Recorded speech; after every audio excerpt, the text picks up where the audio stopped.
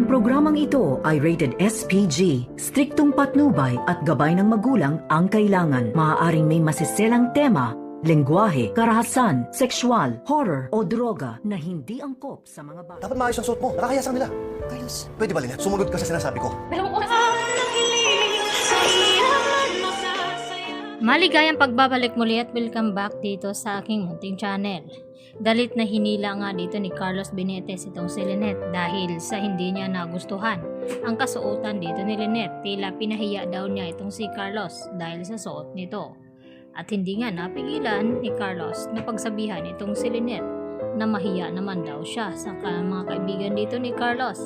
At dito nga na hindi maintindihan ni Lynette kung ano nga ang ibig sabihin ng mga sinasabi dito ni Carlos dahil nagsiselos na naman ito sa kanyang mga kaibigan na tinitingnan nga itong kanyang asawa na si Lynette. At maya-maya nga ay kinagulat ng lahat na biglang dumating itong si Annalyn at sinabi dito kay Carlos na bitawan itong kanyang ina na si Lynette dahil alam na nila ang katotohanan dahil inamin na nga ni Zoe sa kanila na itong tunay na ama ni Zoe ay walang iba kundi itong si Carlos Benitez dahil sa DNA results na pinagawa nga dito ni Don Pepe na hindi nga nila kadugo itong si Zoe. At nagbanta itong si Don Pepe kung hindi sabihin ni Zoe kung sino ang kanyang tunay na ama ay makukulong din siya kasama ng kanyang ina na si Moira.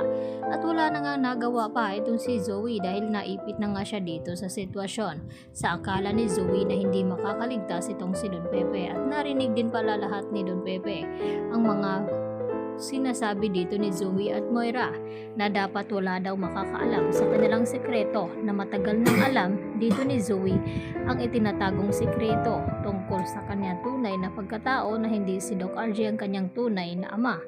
Dahil dito galit din itong si Giselle at RJ dito kay Zoe, lalong-lalo na dito kay Moira dahil napag-alaman nila na ito pala may pakana kung bakit nawawala itong si Don Pepe, itong si Zoe at Moira at muntik-muntika na nga na mapahamak itong si Don Pepe dahil sa nalaman dito ni Don Pepe na hindi nga anak ni RJ itong si Zoe. At itinakas nga nila itong si Don Pepe at inilagay sa likod ng kotse. Buti na lamang ay naharangan sila ng mga pulis dahil dito natulungan naman agad at na-rescue itong si Don Pepe at agad na itinawag dito kay Giselle at RJ na natagpuan na nga ang kanilang ama si Don Pepe. Dahil dito gulat na gulat itong si Zoe nang malaman nila na hawak na nga ng mga pulis itong si Don Pepe at kasalukuyan na nga pinupuntahan ngayon ni Giselle at Annalyn. At wala na nga kawala itong si Zoe nang sabihin dito ni Annalyn na nagsisinungaling ito dahil kararating lang ni Zoe dito sa Apex dahil sa sinabi ni Joy na kung saan daw nagpupunta itong si Zoe at kahit pilit niyang pagtakpan ng kanyang sikreto ay malakas ang kutob dito ni Annalyn na may kinalaman itong si Moira sa pagkawala nga dito ni Don Pepe lalo pat nakita dito ni Annalyn na may bit-bit nga na wheelchair itong si Moira kaya matibay na ebidensya ito laban kina Moira at Zoe at madidiin nga ito at baka ito na ang kanyang katapusan at makukulong at pagdusahan ni Zoe ang kanyang mga ginawang sikreto dito sa kanyang ama na si RJ.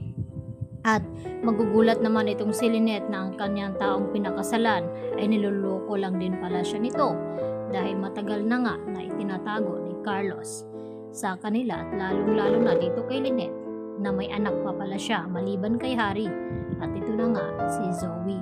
At tinago ni Carlos ng matagal dito kay Lynette bago ikasal at hindi nga akalain ni Lynette na lulukuhin lang pala siya dito ni Carlos na pinagkatiwalaan nito.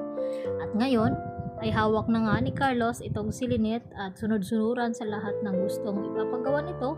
At muntik-muntika na ngang hindi matuloy ang kanilang dinner dahil sa nagalit itong si Carlos kung bakit humingi daw ng tulong itong si Lynette dito nga kay Dr. Enriquez.